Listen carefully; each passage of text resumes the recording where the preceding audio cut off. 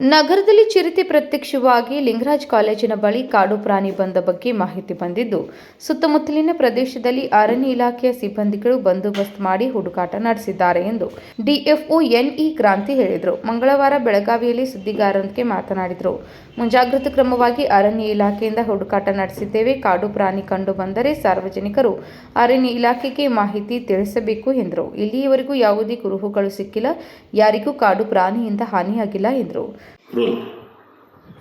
ಈ ಮೊನ್ನೆ 2 ದಿನಗಳ ಹಿಂದೆ ಲಿಂಗರಾಜ್ ಕಾಲೋನಿ ಹತ್ರ ಒಂದು ಕಾಡು ಪ್ರಾಣಿ ಬಂದಿದೆ ಮೂವ್ ಆಗ್ತಾ ಇದೆ ಅಂಥೇಳಿ ಕೆಲವರು ಒಂದು ಮಾಹಿತಿ ಬಂದಿತ್ತು. ಸೊ ಅದರಂತೆ ನಮ್ಮ ಅರಣ್ಯ ಇಲಾಖೆ ವತಿಯಿಂದ ಅಲ್ಲೆಲ್ಲ ಸ್ಥಳ ಪರಿಶೀಲಿಸಿ ಅದರದ್ದು ಓಡಾಟನ ಕಂಡುಹಿಡಿಯೋದಕ್ಕೋಸ್ಕರ ಯಾವ ಪ್ರಾಣಿ ಏನು ಅಂತ ಹೇಳಿ ಕನ್ಫರ್ಮ್ ಮಾಡ್ಕೊಳ್ಳೋದಕ್ಕೋಸ್ಕರ ಅಲ್ಲಿ ಸುತ್ತಮುತ್ತಲಿನೆಲ್ಲ CCTVಗಳು ಮತ್ತು ನಮ್ಮ ಸಿಬ್ಬಂದಿಗಳು ಕೂಡ ಸಂಜೆ ಹಾಗೂ ರಾತ್ರಿ ಅಲ್ಲಿ ಓಡಾಟ ನಡೆಸ್ತಾ ಇದ್ದಾರೆ.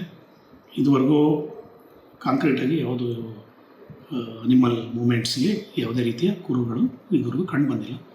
ಆದಾಗ್ಯೂ ಮುಂಜಾಗ್ರತಾ ಕ್ರಮವಾಗಿ ಅರಣ್ಯ ಇಲಾಖೆ ವತಿಯಿಂದ ಬೆಳಿಗ್ಗೆ ಹಾಗೂ ಸಂಜೆ ಅಲ್ಲಿ ಓಡಾಟ ನೋಡ್ತಾ ಇದ್ದೀವಿ ಮತ್ತು ಸಾರ್ವಜನಿಕರಿಗೂ ಮನವಿ ಮಾಡ್ತೀವಿ. ಯಾವುದಾದ್ರೂ ಪ್ರಾಣಿಗಳ ಓಡಾಟ ಕಂಡು ಬಂದರೆ ತಕ್ಷಣ ನಮ್ಮ ಅರಣ್ಯ ಇಲಾಖೆಗೆ ಮಾಹಿತಿ ನೀಡಬೇಕಾಗಿ ಕೋರ್ಕೊಳ್ತಾ ಇದ್ದೇವೆ. ಆತಂಕ ಪಡಬೇಕಾದಂಥ ಯಾವುದೇ ರೀತಿಯ ಪ್ರಸಂಗ ಇಲ್ಲ.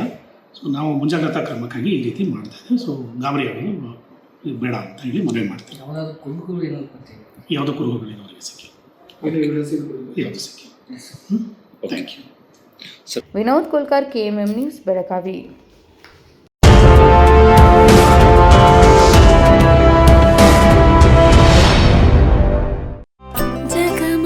ಜಗಮಗ ಹೊಳೆಯುವ ಕಣ್ಣುಗಳು, ಹೃದಯದಿ ಹರುಷದ ಅಲೆಗಳು, ಬಂದಿದೆ ಶುಭಗಳಿಗೆ ಪ್ರೀತಿಯ ಗಳಿಗೆ, ರೇಷ್ಮೆಯಲ್ಲಿ ಸುತ್ತಿದ ಸ್ವರ್ಣಗಳಿಗೆ. BS Channabasappa and Sons, The Textile Mall, Tilakvadi, Belagavi.